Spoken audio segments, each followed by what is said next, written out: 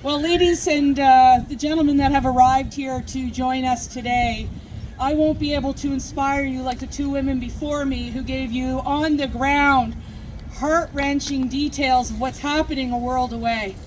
But I will tell you one thing.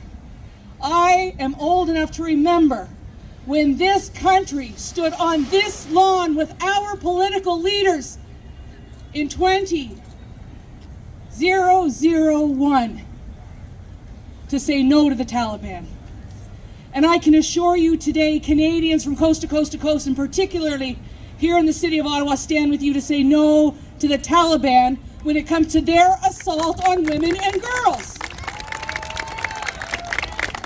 Now, I have a man that's going to join me, I want a man up here to join me. His name is Councillor David Hill. And I wanted to say a few words right after me because what I'm about to say is important on the context on two levels.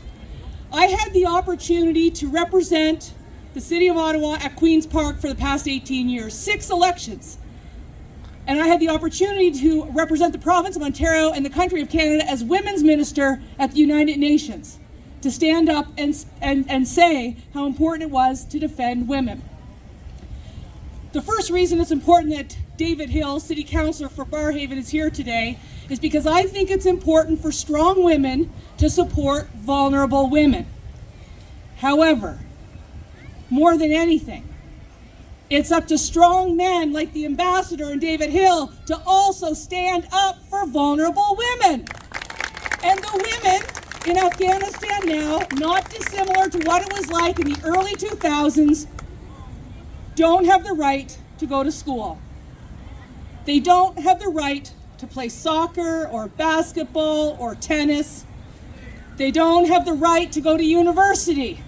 They don't have the right to work in a place of their dreams. They don't have the right to travel. And what I just heard, a woman is not allowed to walk into a hospital to give birth without a man, that puts her life at risk and in danger.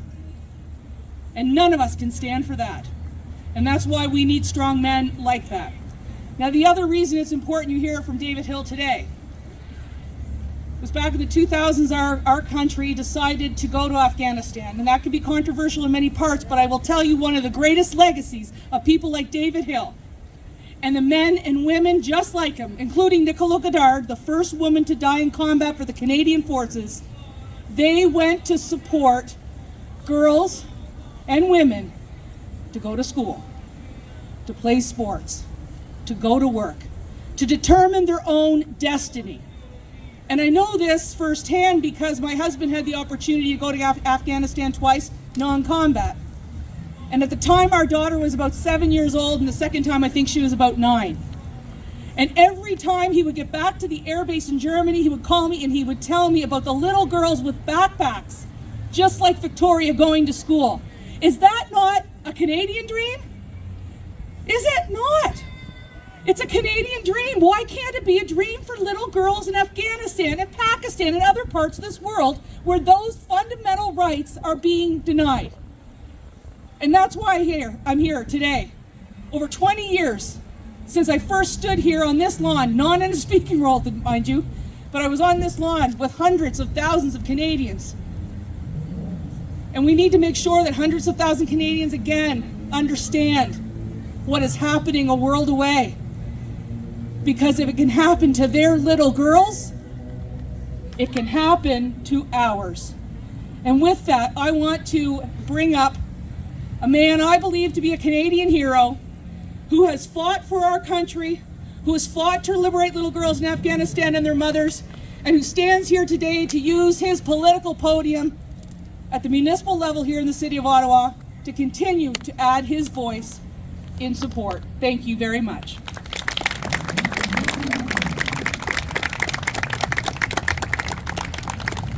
Thank you, Lisa. It breaks my heart to be here with you to mark a 2-year anniversary of something that is as devastating as was the way that we saw the termination of the operation in Afghanistan.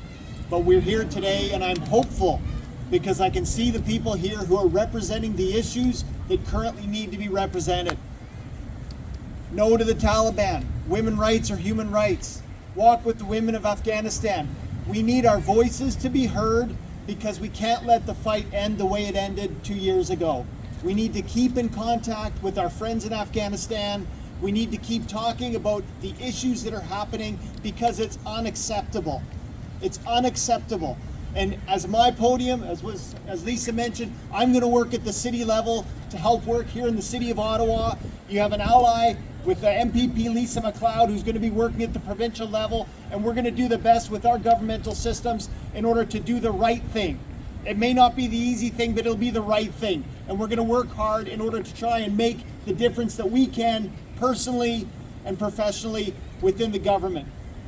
I do want to say that one of the most profound experiences of my life was back in 2005, 2006, when I was serving with the Canadian Forces in Kandahar, Afghanistan.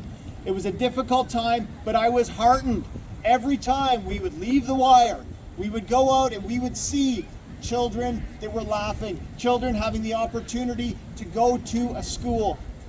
It breaks my heart to hear what I've heard, but I can assure you that the city of Ottawa is going to do the best they can. I'm going to do the best I can to help to represent those issues. Thank you for your time today, and let's keep the fight up. Thank you very much.